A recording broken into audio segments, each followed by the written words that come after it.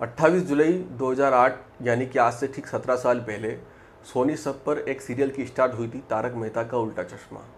अब जो आज का दिन है 28 जुलाई, इसको हंसो हंसो दिवस के रूप में मनाया जाता है। सोनी सब पे जब ये शो शुरू हुआ था तो लोगों ने सोचा भी नहीं होगा कि ये शो इतना लंबा चला जाएगा। इनकी जो टीम है नीला टेलीफिल्म्स और प्रोडक्शन हाउस, उन्होंने भी कभी नहीं सोचा होगा कि इतना लंबा ये शो जाएगा। आज भी ये शो चल रहा है, लेकिन कुछ चीज़ें हैं जो कहते हैं कि समय के साथ बदलती हैं।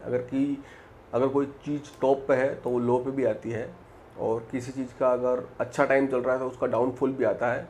तो कहीं ना कहीं अभी तारक मेहता का जो है डाउनफॉल चल रहा है। अब क्यों चल रहा है, इस वीडियो के अंत तक आप बने रहें, आपको पता चल जाएगा। अब पहले तो हम इस शो की सक्सेस की बात कर लेते हैं। जब ये शो स्टार्ट हुआ 28 जुलाई 2008 को, जब इसका पहला एपिसोड आया तो लोगों को इस शो से जुड़ने का उस समय मौका मिला। हमारे चाइल्डहुड का ये सबसे फेवरेट शो रहा होगा, आपकी भी चाइल्डहुड का फेवरेट शो रहा होगा। हम इस शो को जब देखते थे तो एक हैबिट बन गई थी कि जब तारक मेहता का उल्टा चश्मा आएगा तभी खाना खाएंगे। और आज भी आप इनके कई एपिसोड के नीचे ये कमेंट जरूर पढ़ते होंगे कि मैं खाना खाते वक्त देख रहा हूँ, आप देख रहे हैं या नहीं देख रहे हैं। तो खास करके जब इनके ओल्ड एपिसोड यूट्यूब पर रहते हैं ना, तो वो उनके मिलियंस में व्यू रहते हैं। और जो नए एपिसोड हैं, जो दया बेन के जाने के बाद के एपिसोड हैं, उनमें इतना दम नहीं रहा। अब इसके मल्टीपल रीज़न हैं। कोई कहता है कि दया बेन के जाने की वजह से ये शो बिगड़ गया, कोई कहता है कि तारक मेहता के जाने की वजह से ये शो बिगड़ गया, कोई कहता है कि जो कैरेक्टर हैं नए वो इतना घुल मिल नहीं पा रहे हैं कैरेक्टर के साथ, इस वजह से इस शो का डाउनफॉल चल रहा है। लेकिन ये सब बातें दूर की। पहली बात, जो इस शो के मेन हेड हैं यानी कि आसिफ भाई मोदी, उनकी सबसे बड़ी कमी है क्योंकि वो चीज़ों को हैंडल नहीं कर पा रहे। शो के एक डायरेक्टर मालवा राजदा बहुत अच्छा डायरेक्ट करते थे। स्क्रिप्ट को वो उनके हिसाब से एडजस्ट करके शो में आप लोगों को दर्शाते थे, वो बहुत अच्छा लगता था लोगों को। लेकिन मालवा राजदा जाने के बाद इस शो में कहीं ना कहीं बहुत ज़्यादा डाउनफॉल आया है। दया बेन एक इम्पोर्टेंट रोल है, लेकिन सिर्फ दया बेन की वजह से शो डाउन चला जाए ये नहीं हो सकता। बाकी कैरेक्टर भी बहुत ज़्यादा हाइप बना के रख रहे हैं, जैसे कि हमारे भिड़े साहब हैं, तारक मेहता हैं, उसके अलावा जेठालाल का जो रोल है वो सारे लोगों की अपनी एक हाइप है। लेकिन वो हाइप क्यों नहीं बन पा रही? क्योंकि अभी के जो राइटर हैं, अभी के जो स्क्रिप्ट राइटर हैं, अभी के जो स्टोरी राइटर हैं, डायलॉग राइटर हैं, इन सब की कहीं ना कहीं कमी है।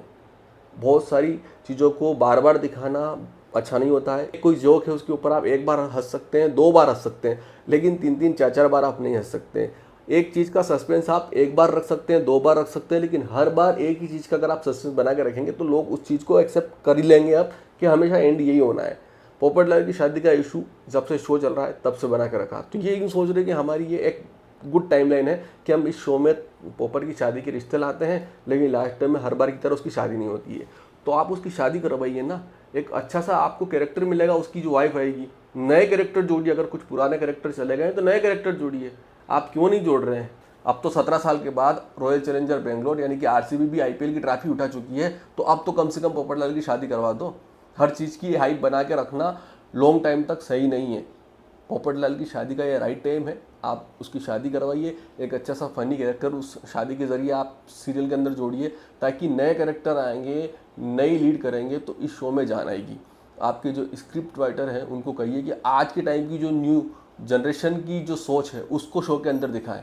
जैसे कि आपके बाद में ही 2 शो चले हैं हेड्स ऑफ प्रोडक्शन के, पुष्पा इम्पॉसिबल और वागले की दुनिया, वो आज कितना अच्छा कर रहे हैं।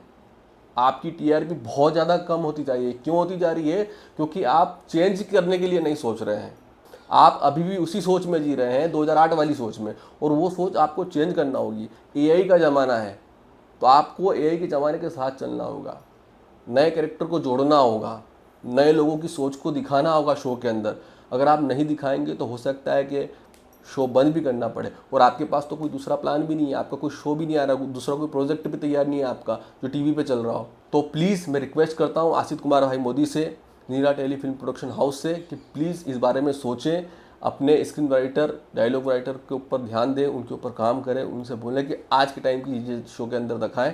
बाकी चैनल, बाकी सीरियल जो कर रहे हैं उनसे कुछ सीख के ही कर लें। आपके सीरियल का बेस मजबूत है, आपकी ऑडियंस पक्की है। जो पक्की ऑडियंस है वो कभी शो छोड़ के नहीं जाएगी, वो शो की बुराई नहीं करेगी। मैं भी बुराई नहीं कर रहा हूँ, लेकिन चेंज आपको लाना होंगे। तो आपका क्या मानना है कमेंट सेक्शन में कमेंट करके जरूर बताएं। मिलते हैं नेक्स्ट वीडियो में।